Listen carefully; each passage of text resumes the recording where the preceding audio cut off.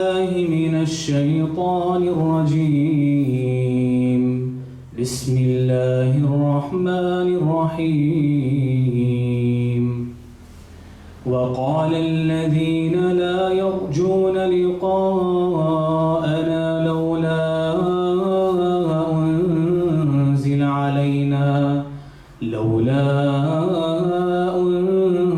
علينا الملائكة أو نرى ربنا لقد استكبروا في أنفسهم وعتوا عتوا كبيرا. يوم يرون الملائكة لا بشرى يومئذ للمجرمين ويقولون حجرا محجورا. وقدمنا إلى ما عملوا من عمل فجعلناه هباء منثورا. أصحاب الجنة يومئذ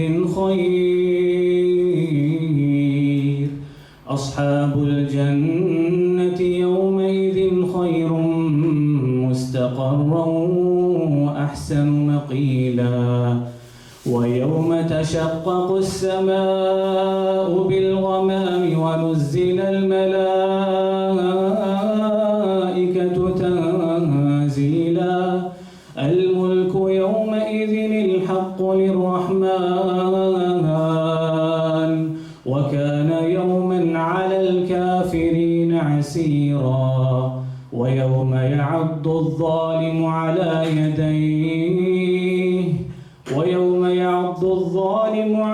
يديه يقول يا ليتني اتخذت مع الرسول سبيلا. يا ويلتى ليتني لم أتخذ فلانا خليلا. لقد أضلني عن الذكر بعد إذ جاءني وكان الشيطان للإنسان خذولا. وقال الرسول يا رب إن قوم اتخذوا هذا القرآن مهجورا. وكذلك جعلنا لكل نبي عدوا من المجرمين وكفى بربك هاديا ونصيرا. وقال الذين كفروا لولا نزل عليه القرآن جملة واحدة كذلك لنثبت به فؤادك ورتلناه ترتيلا.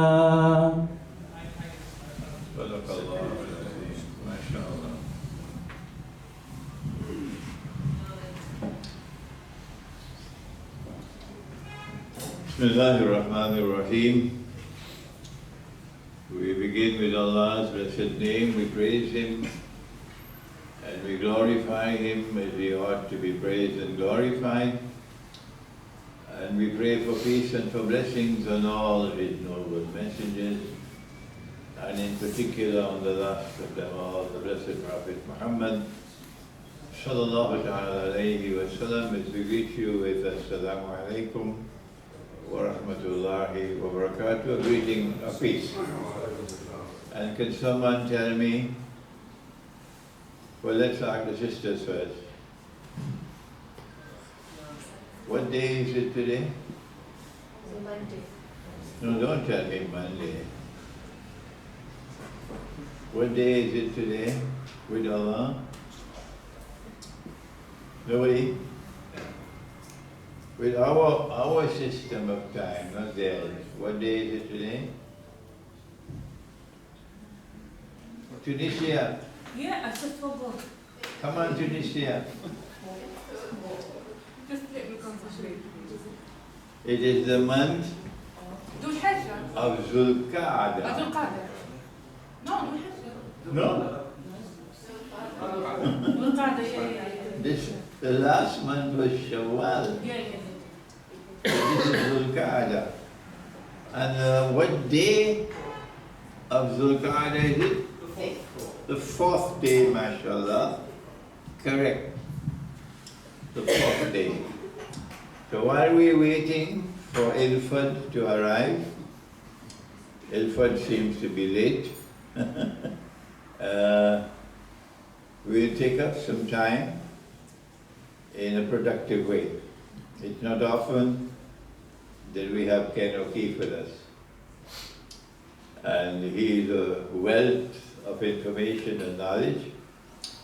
And I am very happy to see that on the last occasion, on the 24th of last month, when we had the session here in this hall, that there was a very warm reception for our brother Ken, and an appreciative audience for his scholarship and for his address to you on that occasion. So if you have any questions and you would like to ask Ken at this time, can someone take the chair away? Yes. Thank you, Hafiz, for that melodious recitation, yes.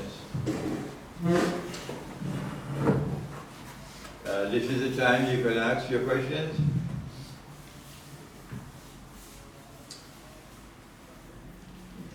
Can I ask please? Yes. Chef? Yeah. What is a scholarship that our brother Ken has, as you mentioned? Loud. What is a scholarship that our brother Ken has? Was everybody able to hear that? What is the scholarship that I have? That's an excellent question, actually. Fortunately for me, Sorry, Ken, by the way, it's me, Muhammad. I was supposed to pick you up last time, but I couldn't pick you up because of various issues. oh, I'm sorry, say again? I'm Muhammad Amin, who was supposed to come with you last time in the car. Oh, yes. Thank you. This time I'll come with the chef. Muhammad Amin. So we have met on the phone, but not in person. Yes, God bless you, brother. And thank you for the question as well. Well, fortunately for me, this word education, like all words, I've encouraged people to look at the definition of words. We assume, first off, my advice is don't assume anything.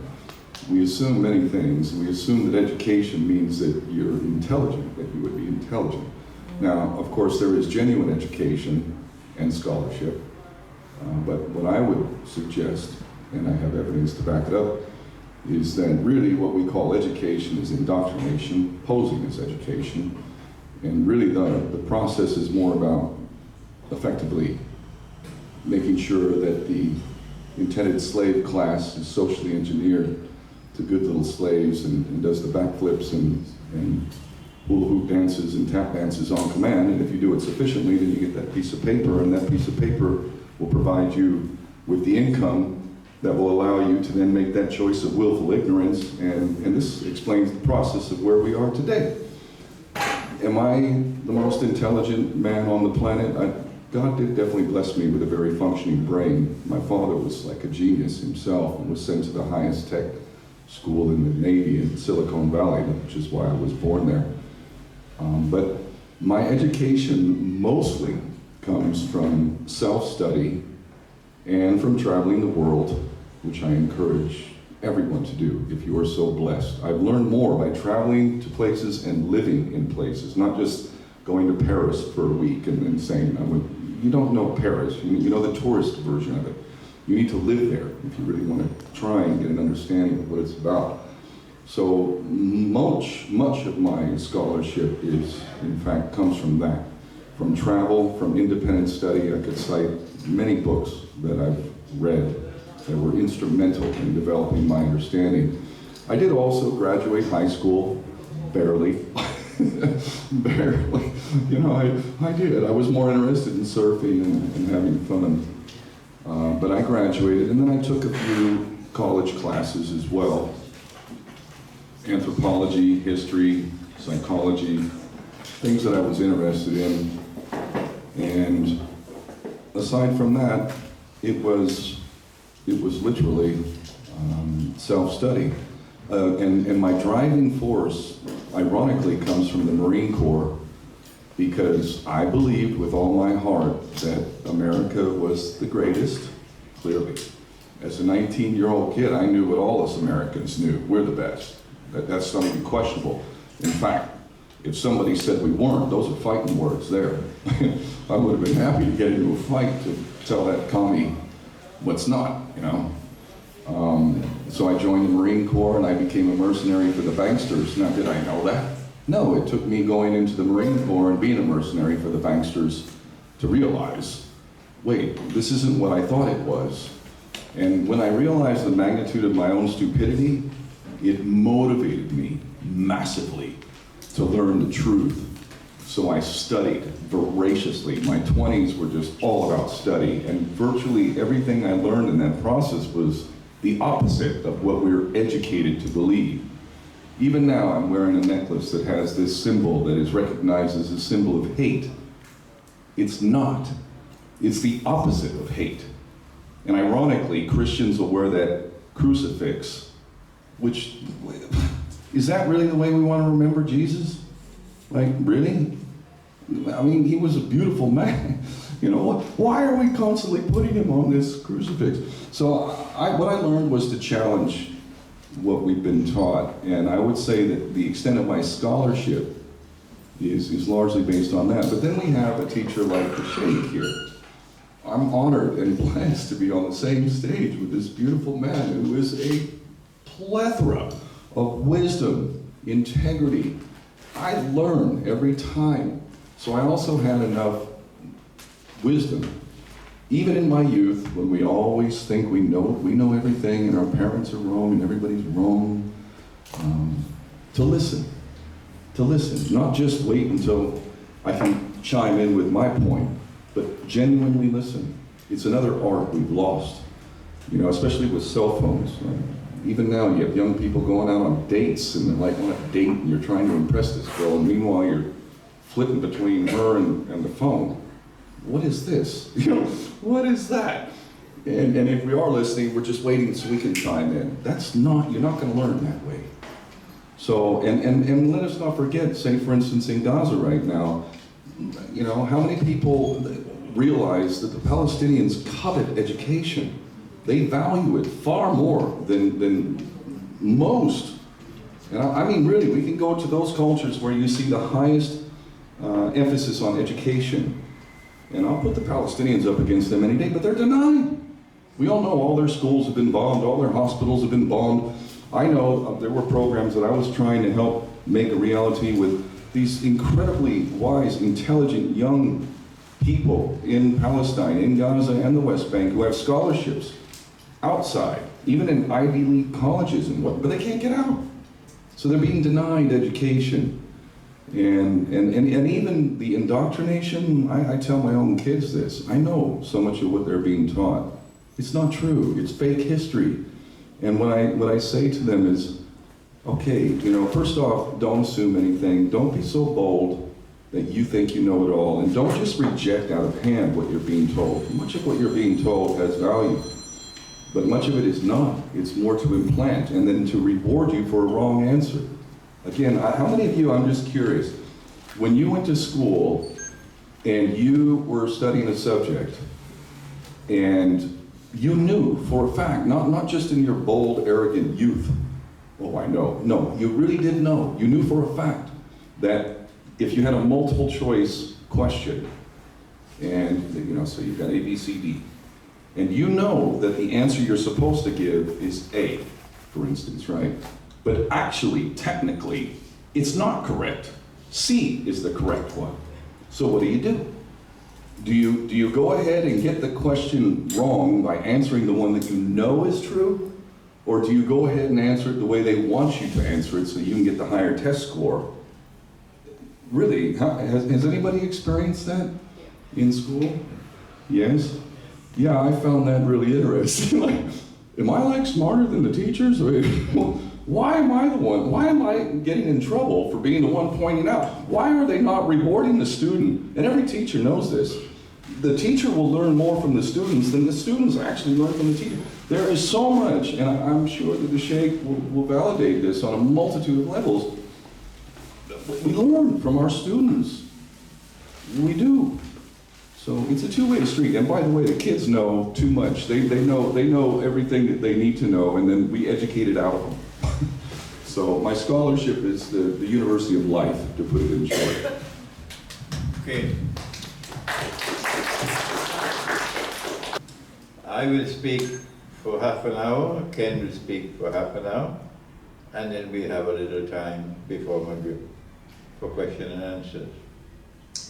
And I will concentrate on this part of the subject, the implications for the world of Islam, of what is unfolding in Gaza. And Ken will look at the subject from the perspective of world politics, as well as giving you an up-to-date description of where we are now in Gaza. In half an hour, all I can do is to whet your appetite. Last night, Muhammad Amin arranged for me to lecture at the Muslim Unity Center in North Wembley. Someone drove 7 hours from Frankfurt to come to attend the lecture. I was impressed. And I had to speak on the Quran and the Holy Land. And what I did was to give them about 10% of the subject in order to whet their appetite. Because we live in a world in which so many people are content to eat the biryani, or in Morocco the couscous, and go home and sleep. And we are the people that have lost the thirst for knowledge, the restlessness in the heart to acquire knowledge. And so when I take up this subject tonight, that's all I'm going to do, to whet your appetite, to think. And when you think and you use the Book of Allah, absolute truth in the Book of Allah, you have a solid foundation on which to think. When I turn to the Book of Allah to find out why is the world of Islam so incapacitated to respond to what is happening in Gaza, while millions of Muslim men, young men, are willing to march, willing to fight, will give their lives without any hesitation in a struggle to liberate the oppressed in Gaza. How come that nothing from the world of Islam is coming out to stop Israel? Iran fired about 300 missiles and drones and hypersonic missiles against Israel. But Iran did not do that in response to oppression in Gaza. That was not the primary reason. Iran did that because Iran felt that its honor was at stake and it had to respond to Israel's attack on the Iranian diplomatic mission or consular mission in Damascus, where several high-ranking military officers were assassinated.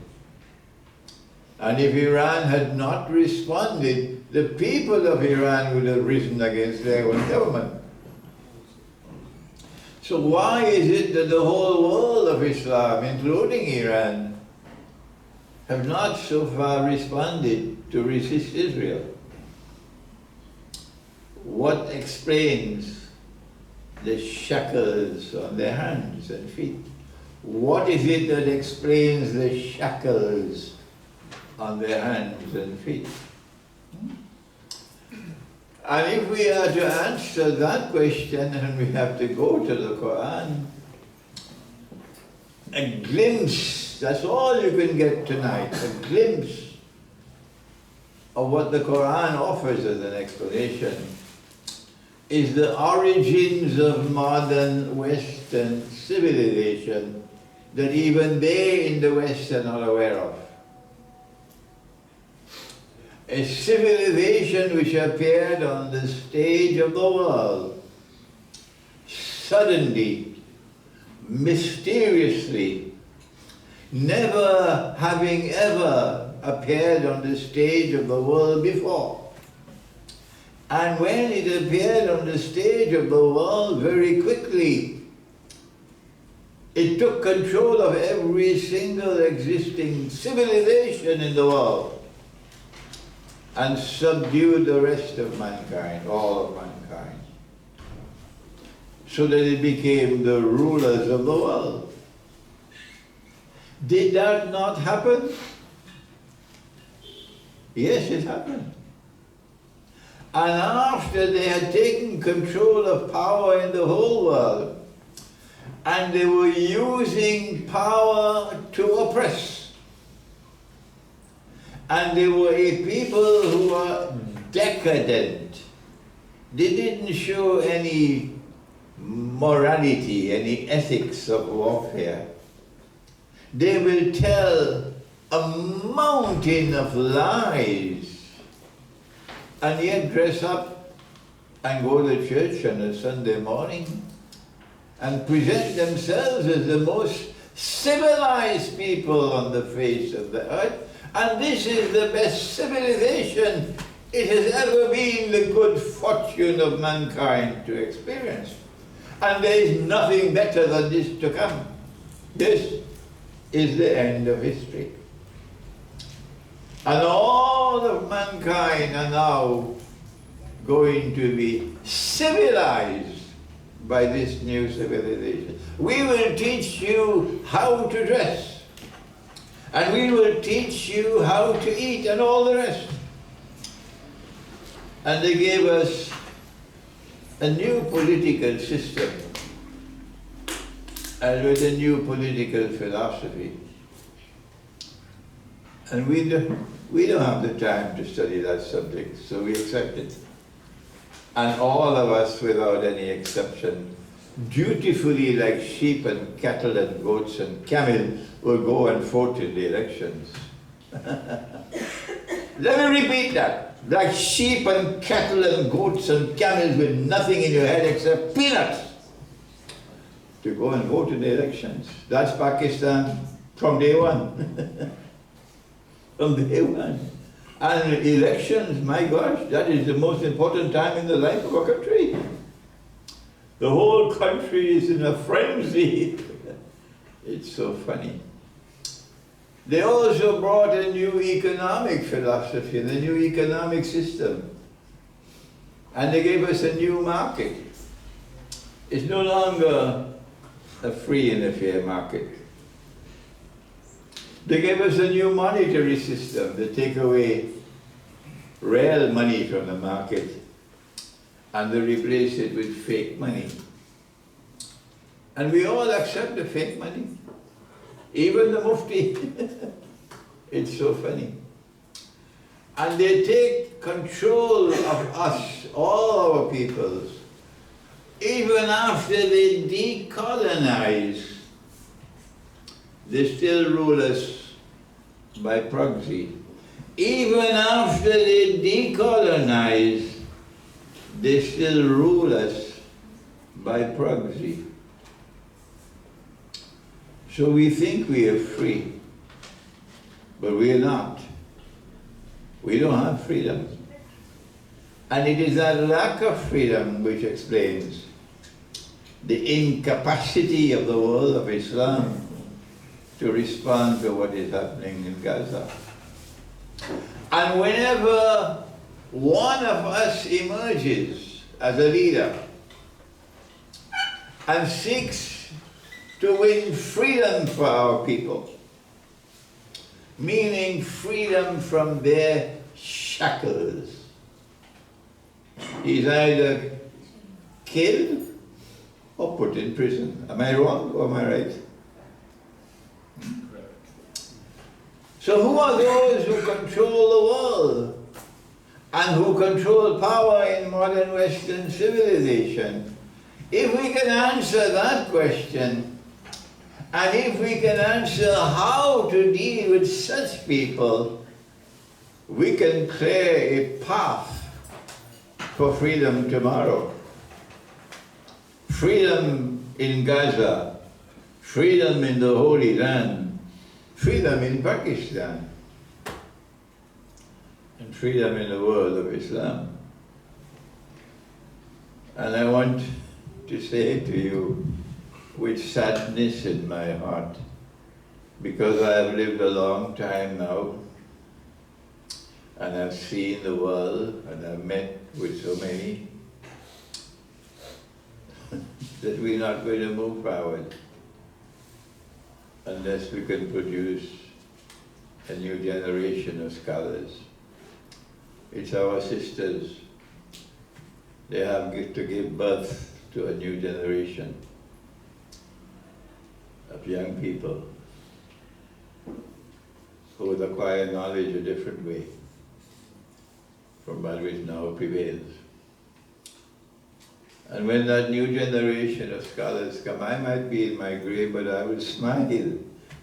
I will smile in my grave, because we are planting the seeds now for that new generation of scholars. So they closed the doors of the masjid on us. All around. Last night was an exception. And as a result, it's people like Imran Khan who have to go and find the funds and pay to rent a hall where we can teach and lecture. And when we do so, we take you to the Quran. And when we go to the Quran to locate the cause for this slavery, we are enslaved today, we are not free. Where did this civilization come from which has enslaved us and caused us to become so incapacitated? Not all, most of all the Arabs. The greatest attack of all is not in Uzbekistan. The greatest attack of all is on the Arabs. And when we go to Prophet Muhammad, Allah's blessing be upon him, we find him asleep.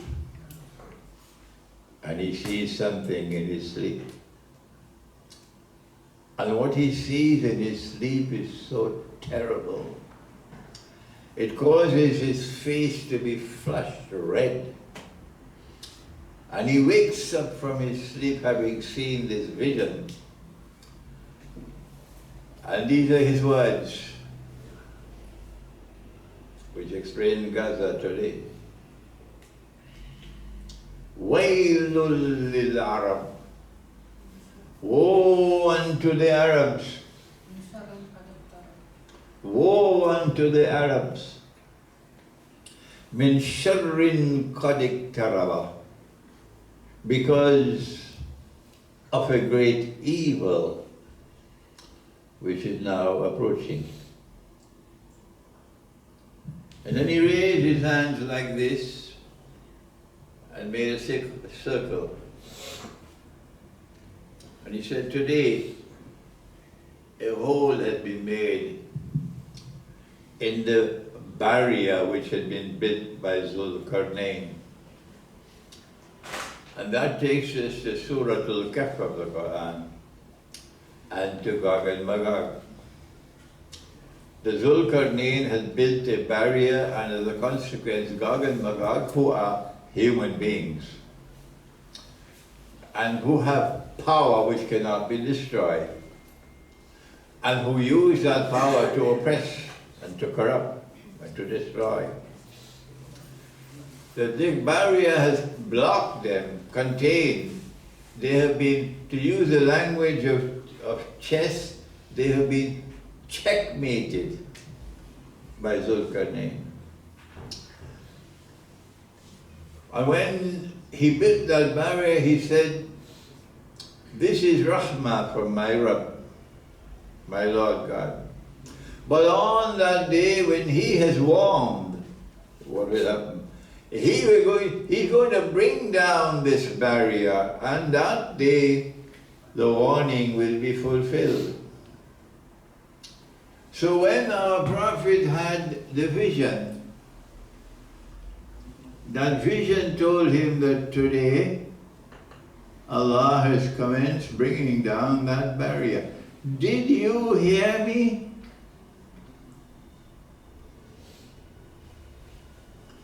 When our Prophet had that vision, Allah's blessing be upon him, it communicated to him the news that on this day Allah has commenced to bring down that barrier. And as a consequence, Gog and Magog will now be released.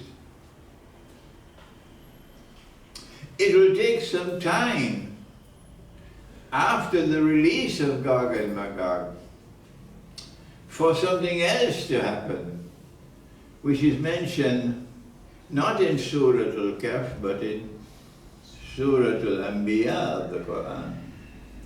That's why I've been advising Ken, study the Quran. Study the Quran, Ken. That Allah speaks of a town and we know it's Jerusalem. And He destroyed Jerusalem. And He expelled the people, the Israelite people.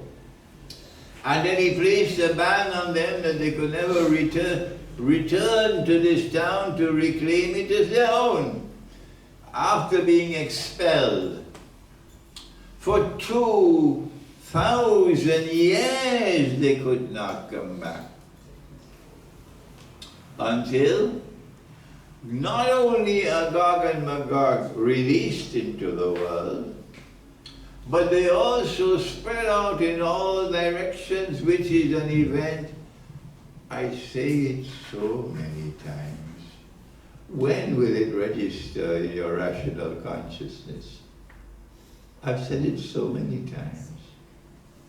That this is an event which will occur only once in history.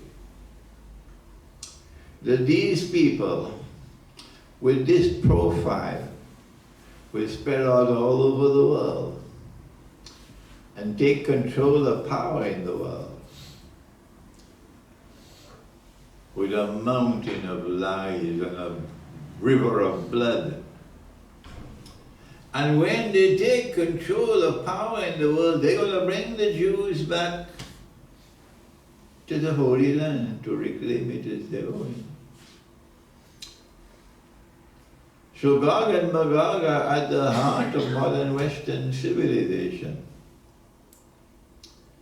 And we can actually spot the moment after they were released from the barrier, when the beginnings of modern Western civilization emerged. And this is in Surah Al-Araf, but my time is coming to an end, and I wanted to only whet your appetite for knowledge. That's all I wanted to do today. Allah speaks in Surah Al-Araf about a Christian people living in a town that they were able to conquer without fighting, and it's Constantinople. I have a book at the back entitled Constantinople in the Quran. Perhaps for the first time in history, anyone has written on this topic. Constantinople in the Quran. And the Christian people are tested by Allah, and some of them pass the test, and others fail. Because the law which has come down, the law of the Sabbath, is that on the Sabbath day you are prohibited from what? You can rest and you can pray, but you cannot work, which means that you cannot fish. And this is a town that lives by fishing. And every day of the week Allah prevented the fish from coming. But on the Sabbath day, all the fish are there, they are jumping and you could see them. What a test. But Dajjal is at work amongst them. And some of them remain faithful to the law, as some of us will remain faithful to Allah and His Prophet when we have to pray in the masjid. And our Prophet said, stand shoulder to shoulder. Don't be annoyed with me. I have a job to do, let me do it. He said, stand shoulder to shoulder. Don't leave any space between you. And this is not only applicable to the brothers, it's also applicable to the sisters, because in the Islam that came from Allah and His Messenger, that Islam, the women prayed at the back and the men at the front. Today, of course, the women are prohibited from the masjid, and they'll answer for that. They will answer for that. So do not leave any space in between you. Because if you leave any space, Shaitan will take it. And those who are faithful to the truth. When the British government said, no, you cannot pray like that, the British government said you must stand 3 feet apart. They said, no, we will not betray the truth. We will remain faithful to the truth. We will not obey that. There were Christians like that in Constantinople, and they remained faithful to the truth. But there were others who betrayed the truth and they went fishing. Like others who betrayed the truth and they stood up 3 feet apart, excuse my language, like monkeys. And Allah cursed them for violating the Sabbath. And He said, Kunu kiradatan khasi'in. You're now condemned to live like apes, despised. A monkey is naked. Monkey don't wear clothes. But that's his fitrah. There's nothing shameful about that. But these people are going to eventually show a preference for public nakedness. That's the curse. Monkeys do their bedroom life in public, but there's nothing shameful about that. That's their fitrah. But these people will eventually show a preference for their bedroom life to be in public. That's the curse of Allah. So if they can be cursed for abandoning the law, what is our state when we abandon the law? It is after part of Constantinople broke away and went to Rome and created Western Christianity, and then began the Crusades for Jerusalem. Then we see the beginnings of modern Western civilization. And then we see Gog and Magog spreading all over the world. I am testing you how much appetite you have for knowledge in order to understand what should be the response of the world of Islam to the events unfolding in Gaza. When will we be free? Meaning, when will we be free from the control of modern Western civilization? That's the question. Our Prophet said, and I'm going to end now because Ken has to speak. Our Prophet said, Allah's blessing be upon him, that a Muslim army will march from Khorasan to Jerusalem, and no one will be able to stop that army. Unstoppable! And that army will liberate Jerusalem. On that day, this bogus state of Israel will disappear. If that army is to march from Khorasan, then I want to point out to you there are 3 countries that are pivotally important for the army to march from Khorasan. They are Iran, Afghanistan, and Pakistan. The Islamic republics on the north of Afghanistan are not that important. Yes, they are a part of Khorasan.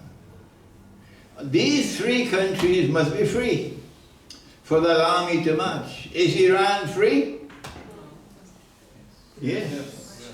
Oh, yes. After a million Iranians were killed, became shuhada, they gave their lives, but they broke the back of the modern Western grip on Iran. So Iran is a free country today. Is Afghanistan free? I was lecturing in Islamabad on the very day that the puppet Iran Afghanistan government was fleeing to, I don't know, Qatar or somewhere. Lock, stock and barrel. And everything that the West had done in Afghanistan crumbled on that day. Afghanistan is free. So what about Pakistan? From the day that Pakistan was born to this day, Pakistan has never been free. Tell that to the Yankee puppy dogs who are generals in the Pakistan Armed Forces. When I speak like this, the implication is I can't visit Pakistan anymore. Yes, I can't visit Pakistan anymore. They'll do a khashoggi on me. So I have to stay outside of Pakistan to point out, if you want to free Pakistan from the grip, the shackles of the modern West, so that Pakistan can join with Afghanistan and Iran for the army to march to liberate Gaza and liberate Jerusalem, then you have to break the power of the Pakistan Armed Forces, not the ordinary soldiers who have their hearts in the right place, but the generals who I call Yankee puppy dogs. How will Pakistan be able to do that? I suggested last night, you have to launch a struggle of peaceful resistance against oppression. And the most important oppression that you're going to be resisting is not political oppression, but economic oppression. And in economic oppression, your priority is monetary oppression. Because you want to bring back real money in the market.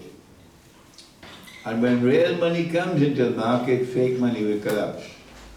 And dinar and dirham is real money. This is the way forward. And I've spoken enough just to whet your appetite on the subject of the response of the Muslim world to the genocide in Gaza. And now we turn to Ken, who will speak to you on the world politics and how we respond to events holding in Gaza and what is the state of Gaza today. Thank you.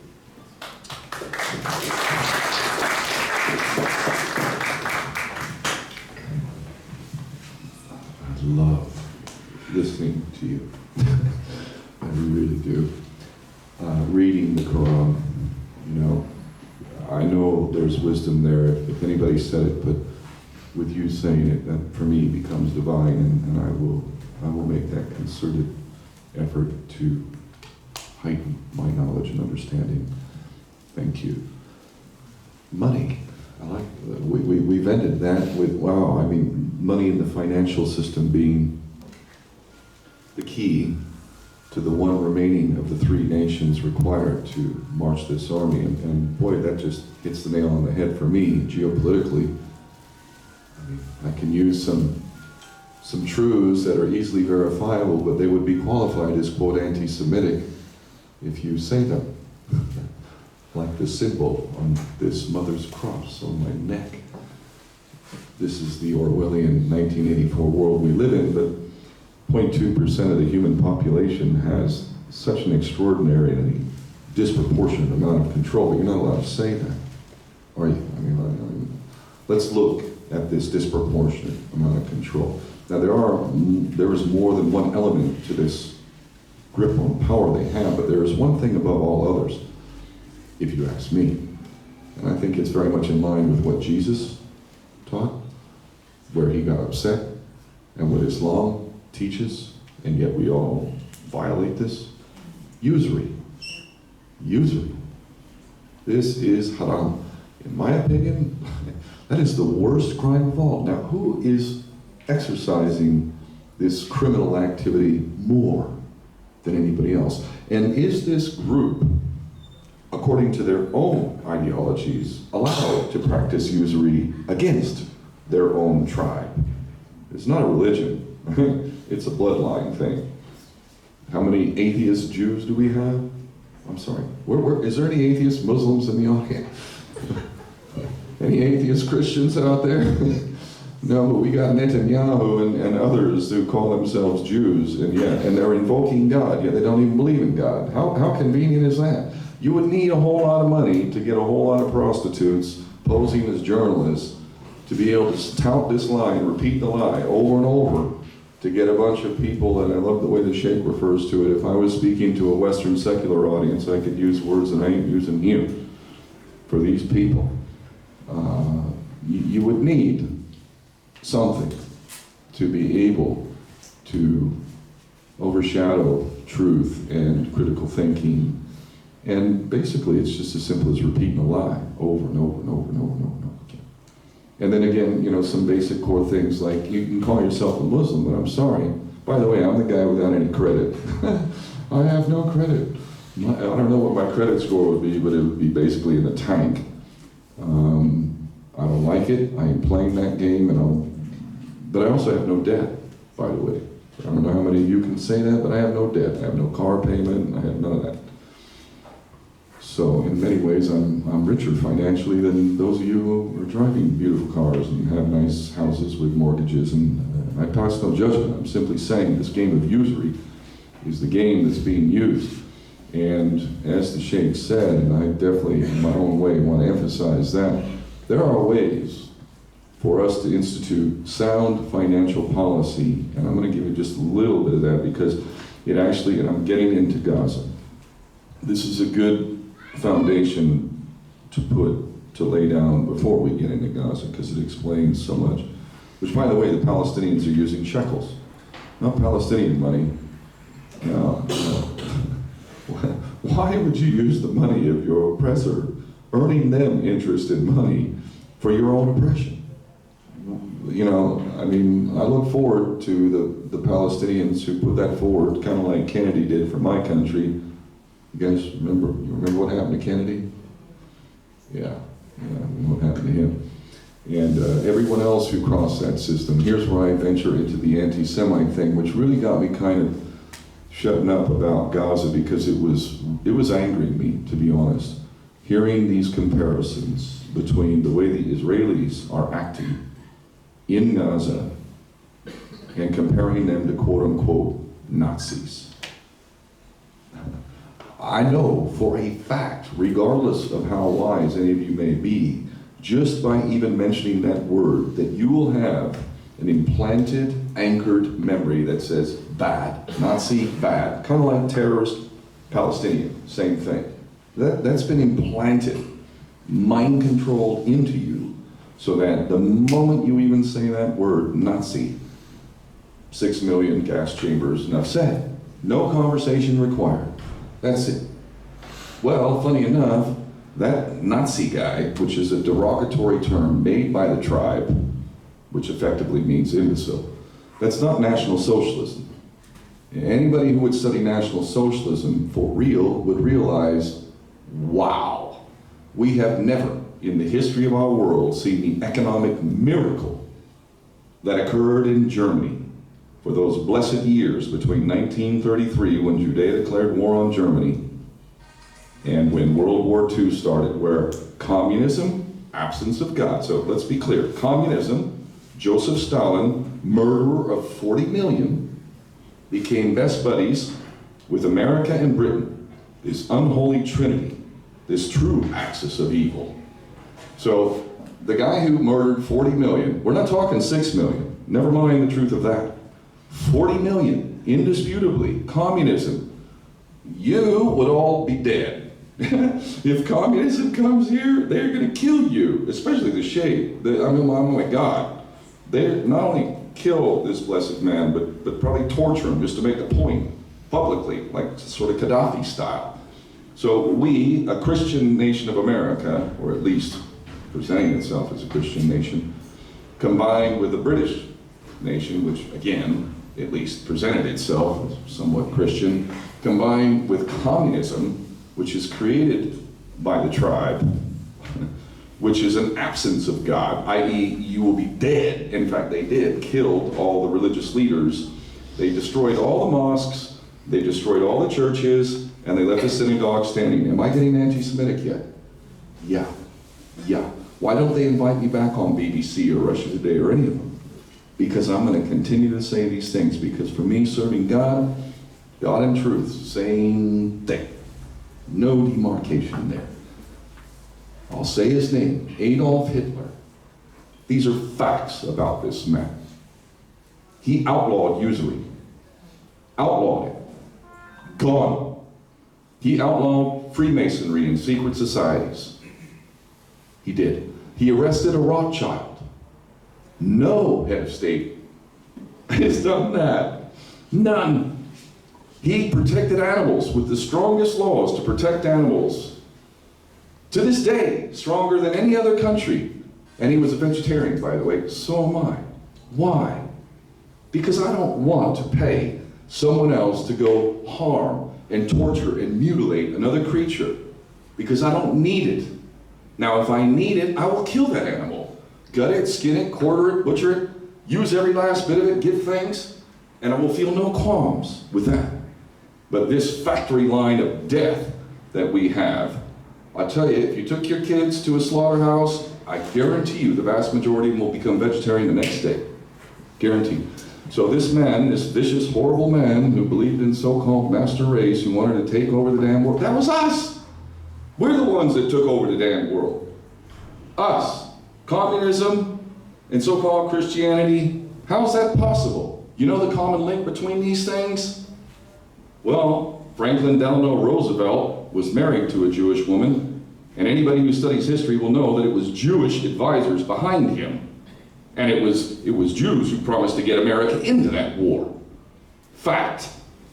Communism? Come on. They made it. And their man, their Joe Stalin guy, they put him there. And no God, no private property, and the first law was anti-Semitism, punishable by death. So here we go, we got Franklin Delano, and then we got Churchill, a drunkard, an absolute drunkard. The greatest Briton, they call him. Oh my God. How far has your society gone into the tank when you were greatest? It's kind of like looking at Donald Trump, make America, are you kidding me? You buying this line? Somehow your suspension of intelligence has occurred. Something has occurred. Now, Gaza. I was seeing these comparisons and it really just, I had to just shut up. I couldn't do it. I found myself making this argument all the time. Like, why am I sitting here trying to teach people actual history?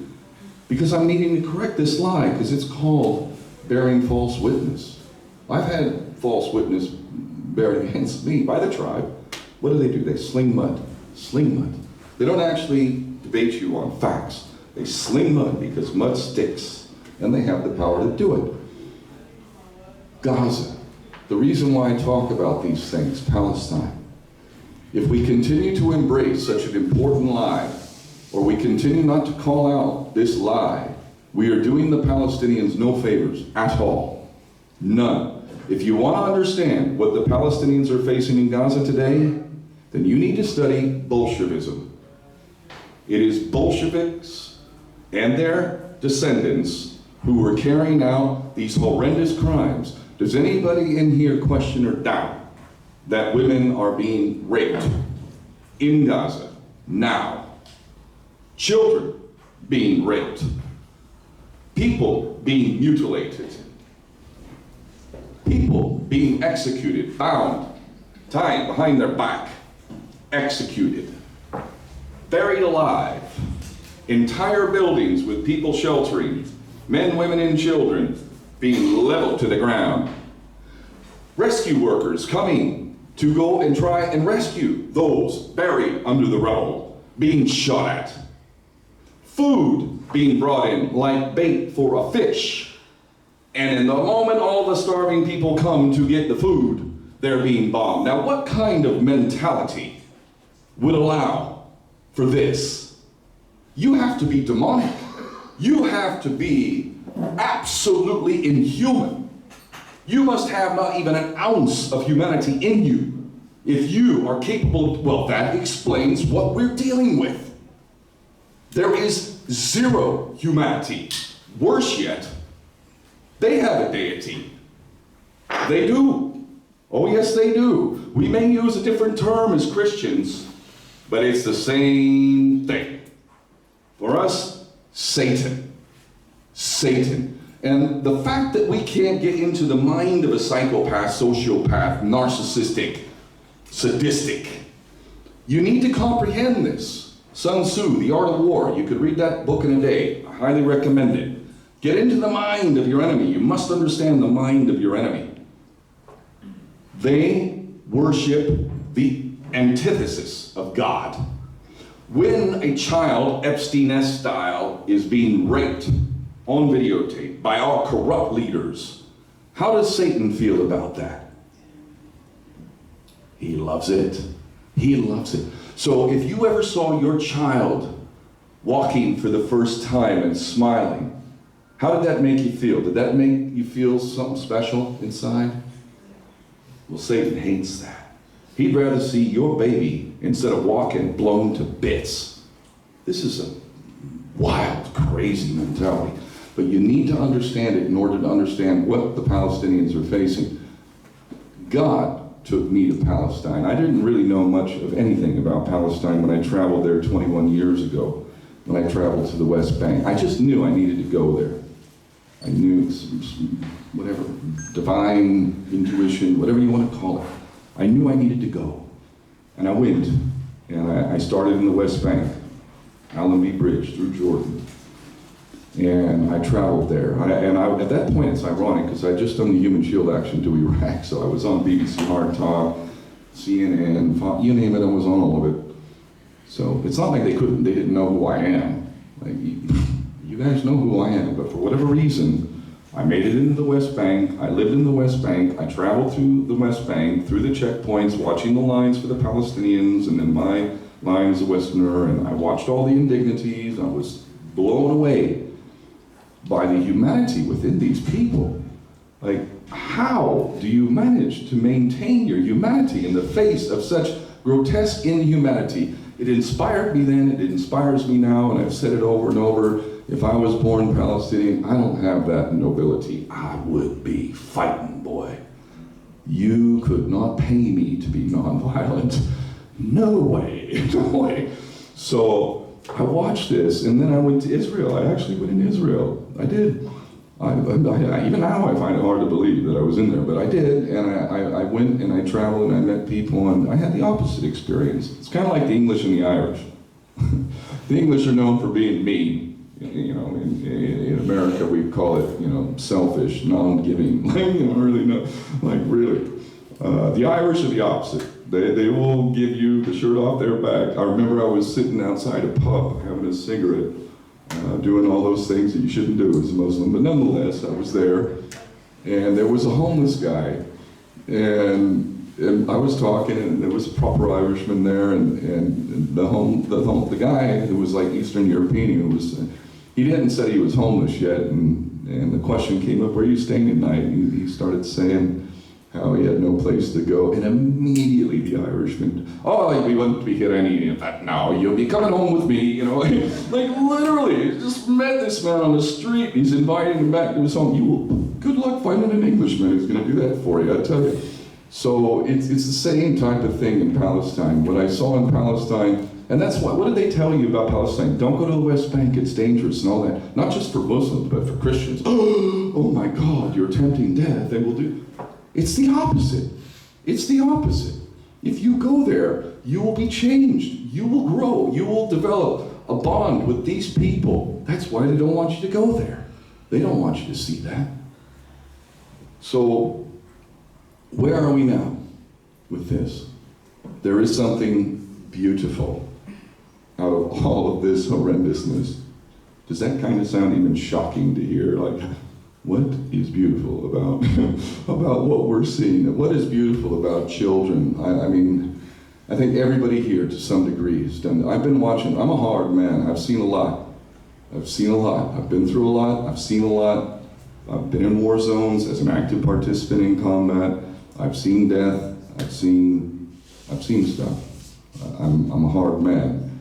But I have found myself crying more than once, just looking at these children and the parents, and just, I remember watching a video just the other day. It was this young girl, she was probably, I don't know, maybe 8, 9, and you know, one of tens of thousands at this point, but it was just this one. All it was footage of her. She was clearly in the hospital. She had marks all over her face, clearly from flying debris, shrapnel or whatever. And she was in, you know, those blankets to try and keep you warm, those silver ones that retain the heat. And she's shivering, and she's looking, and she's there, but she's not there. She's alive, but part of her soul is gone, or at least temporarily suspended.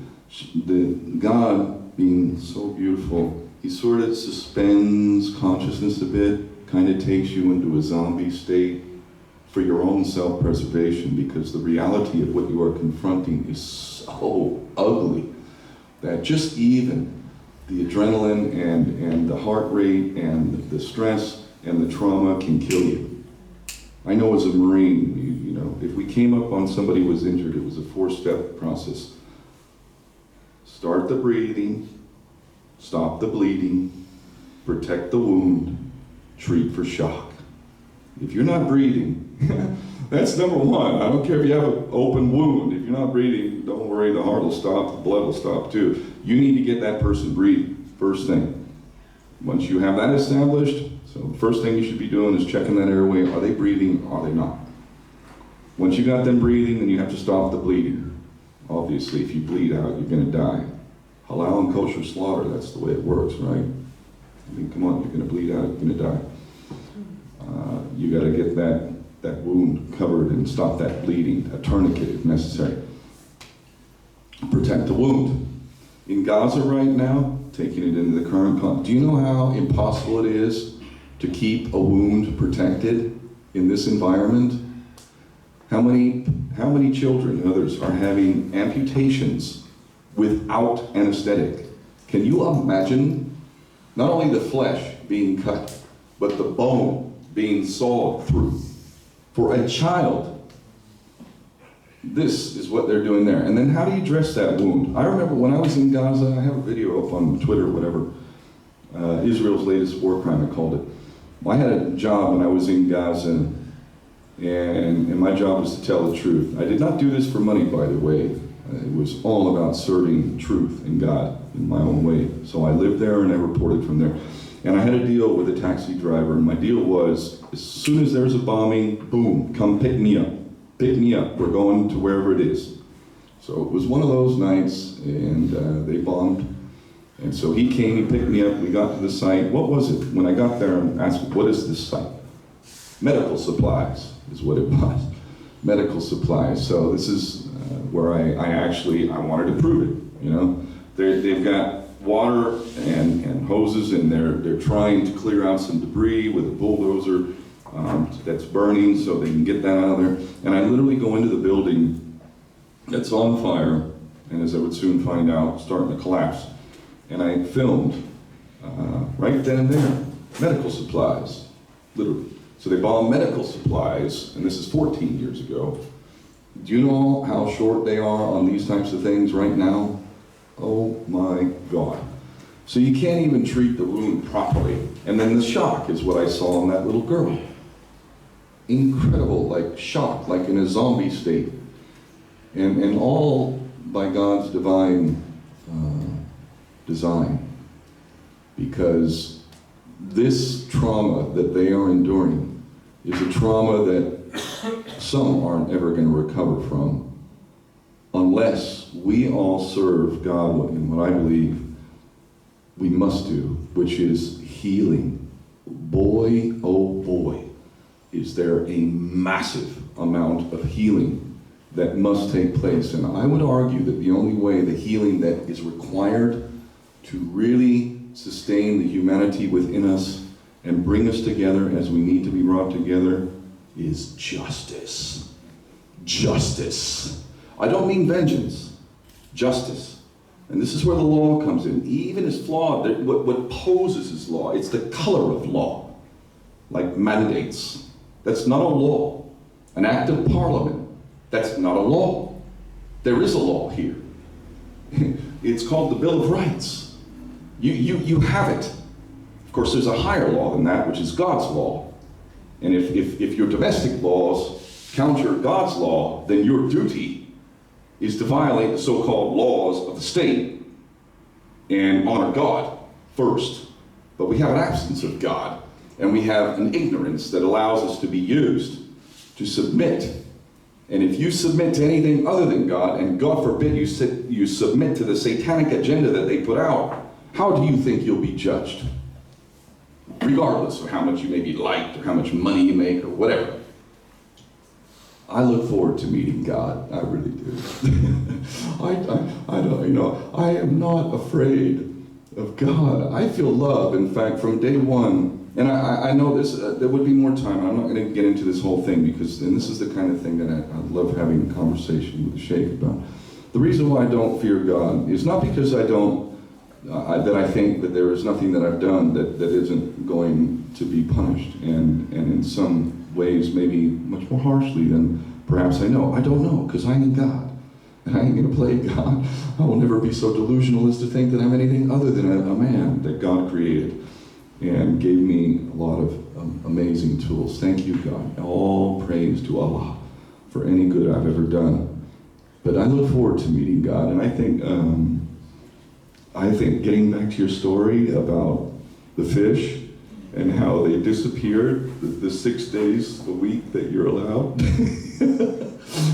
And then on the 7th day, when you can't, you have to either honor God or you have to honor God and go hungry or not. And I think that's sort of God's sense of humor, but there's a deeper lesson in that. But I think when I get to meet God in the form that God takes, I anticipate, I suppose, that we will have a chuckle, that there will be a laugh. And I look forward to hearing everything that I did wrong and really having an opportunity to grow further, because every day I walk this earth, my intention and my goal is to become better. Every day, to learn, to grow, to be humble. I've got the courage, I've got the strength, I'm taking care of my temple, and I'm so honored that I can sit on this stage and share this space with a man whom I love and respect so dearly. And I think that's probably about as much as I can say, other than my duty to my Palestinian family who I'm in touch with. And I do believe that it was said at the last event, if anybody has any donations or anything for Gaza on this evening, I don't know if anything is set up for that, but you have my word, and I'd love an accounting anyway for this to be counted like what was handed over. This will be sent to Gaza. It's not easy to get money into Gaza. In fact, we're kind of running close to maybe the end because of the way that you receive money in Gaza has pretty much been all moved to Rafah, where they told everybody to go. But now Rafah is being attacked. People are dying. And what little infrastructure remains is now fast disappearing as well amongst the starving population. So all I can say is whatever is given to me, God will judge. If I were to take even one penny for myself, I know God should punish me horrendously if I took even one penny. Every single bit will go to Gaza/Palestine.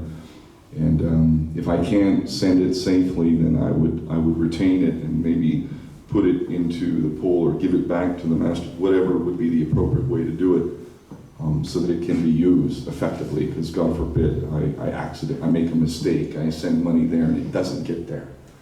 That would hurt too much. I'm not willing to do that. So anything and everything you give tonight, I will do my very best to help use that to save at least some lives. And on a personal note, I have a family over there. I don't even really like to say their names because I know they can track people over there. Even me being in contact with them puts them in danger. But I have a family there, and while they love Gaza and Palestine, and they don't really want to leave, I know they've been through such utter hell that they need some healing, and I want to get them out. I want to embrace them again. I want to help them heal, and I want to get the best English education for them so they can learn the language that's most useful and powerful right now to tell their story, to tell their truth. So I can tell you right now, some of the money will be used for that, but not for my own. I want to share it and spread it. And this family that I'm sending money to, they are sharing it and spreading it with not the family, but all of the people around. So it is that desperate. And God bless all of you for coming. Quality, not quantity. And while it would be nice to have an absolutely packed standing room only, I have always applied. I have spoken to an audience of one, I remember. And I had to laugh. This is where humility comes in. Be humble, all right? Quality, not quantity. So thank you for being the quality that makes such an event potentially powerful and in service to God. Thank you very, very much.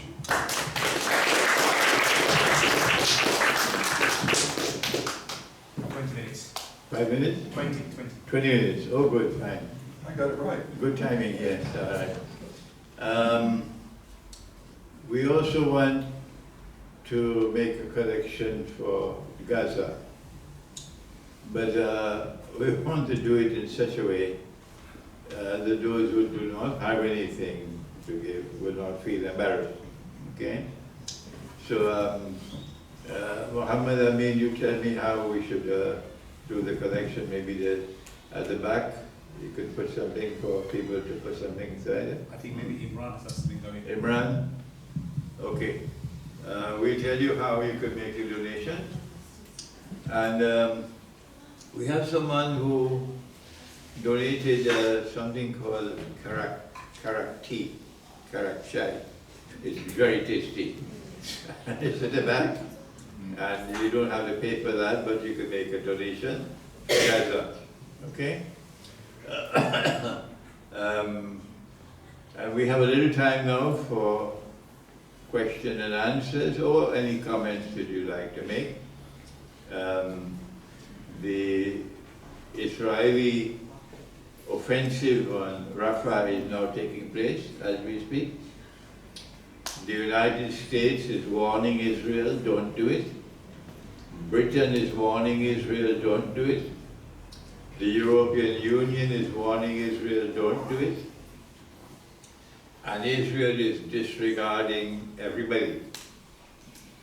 This is the profile of a state which wants to give us Pax Judaica. A Pax Judaica which will replace Pax Americana. I said this in my book, Jerusalem in the Quran, 20-something years ago. So there is some substance in what is in the Quran that could allow me to give this analysis. So what we're seeing now is the profile of a state that is disregarding world opinion. We don't care two peanuts for the world. We're going to do what we want to do. And yes, Ken, these are a barbarian people, barbarians. But the good news is that in the very heart of the West, the young ones are showing that they have human hearts.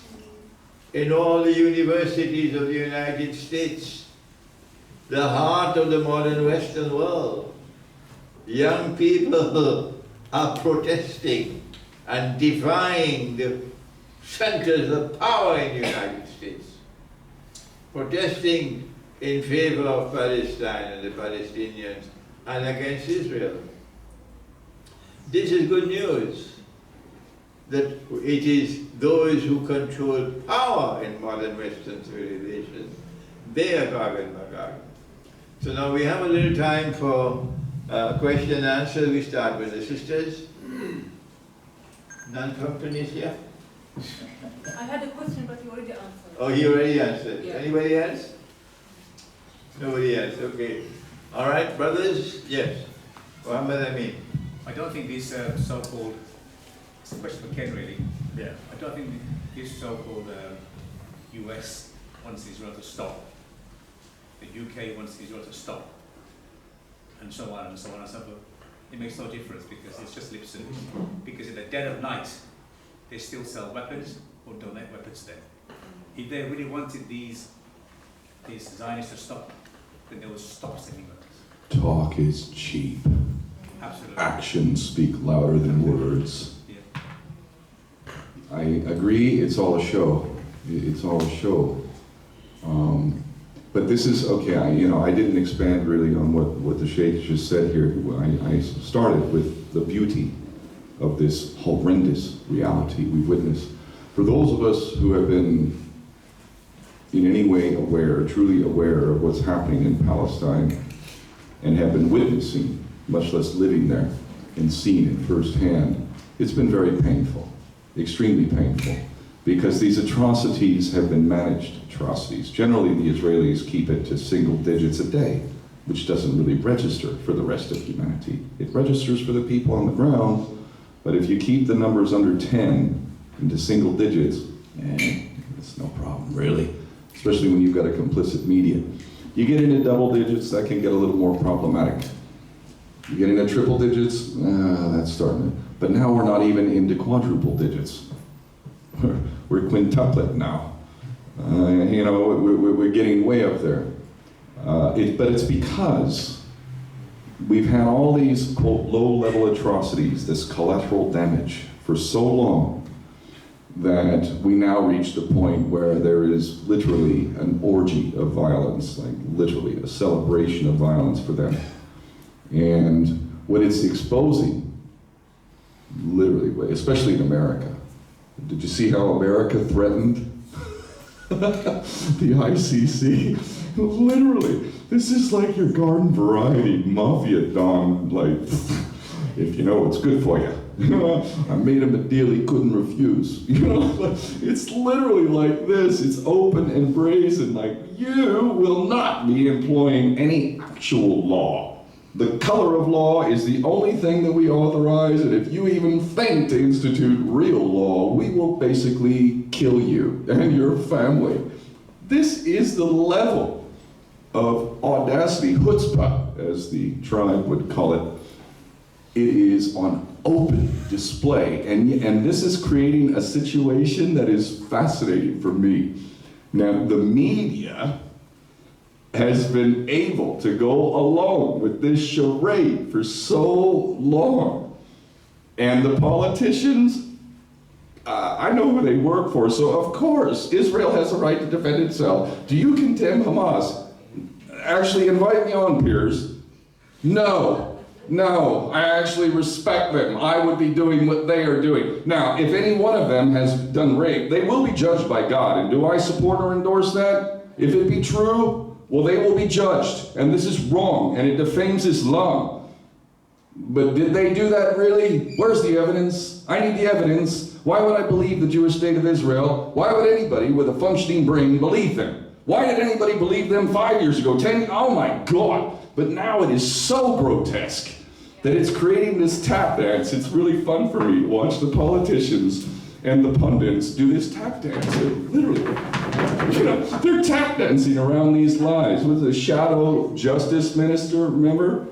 Who was asked point blank, is it illegal to cut off water, food, electricity, humanitarian aid? Is that But she literally didn't answer the question. She did a tap dance and then said Israel has a right to defend itself. What? Are you stupid?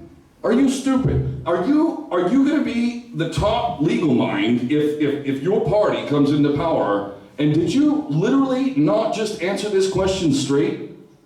I'm sorry, I know I don't have the scholarship or the degree in law, but I've studied it enough to know, yeah, that would be a violation of many laws, including the Fort Geneva Convention and a various number of treaties that we're all signatories to in the civilized, actually barbaric West. And this tap dance that's occurring now is putting these politicians, now how many of these politicians and pundits were on what we know is called the Lolita Express? The Epstein-esque Mossad operation that is compromised. Unknown, but I know it's much bigger. These are the things that you need to entertain. You need to entertain the guy that you're watching, the Camerons or the Blairs and the Bushes and all of them, that they indeed have been involved in the raping of children, and it's on videotape courtesy of Mossad. I've said it before, I say it again. If I was a psychopath, see I've gotten into that mind, if I was a psychopath and I was in power and I cared not about humanity or none of that, I just want power, brazen power, unlimited power, I would not let anybody into my club unless I had them on videotape raping a child or sticking the dagger in the sacrificial baby. I wouldn't. Makes sense, doesn't it? I mean, you know, isn't this crazy to even, this is the way the world is functioning. Otherwise, how could they all be so lockstep in line with each other? Like, you're expecting me to believe it's one of two things. Either you are blindly stupid and rewarded with your stupidity, with an important position of public trust, or you're bought and paid for. You're controlled. Somehow, some way, you know that the risk of telling the truth is worse, than carrying out this lie and destroying whatever integrity is attached to your name. This is what we're seeing, and you know why? Because of the sacrifice. This magnificent, unprecedented, modern-day sacrifice of the descendants of Jesus of Nazareth. Once again, the Palestinians teaching the world what it is to be a human being. That is the beauty. God bless my Palestinian family. God bless them. I will die for them, happily. I will never back down. And for all you warriors or burgeoning warriors, you're true soldiers of God, find your place. And if you're a warrior, I'm already ready. I'll march with that army. Please, let's get that army. I'll march with that. I've done my flotillas. Let's do that. We can make that. We can accelerate that. Just as a curiosity, how many of you are of Pakistani origin? So a pretty decent amount, yeah. Okay, well, let's make that army happen. Yeah, we have another session tomorrow, inshallah, at the same time, 7 o'clock. And we hope Ilford will come in time, so we can start on time. Tomorrow's session is on anti-Semitism and freedom of speech. I will make some introductory comments from the Quran and then hand over the session to Ken. But I hope we'll get some time at the end for me to offer an explanatory comment on the similarity between the Soviet Union and Pakistan, the Pakistan of Muhammad Ali Jinnah, in order to bring some clarity of thought to the role of the Soviet Union in history and the destiny of Pakistan. I think we have how much time left? No? About 5 minutes. 5 minutes. So you need to go.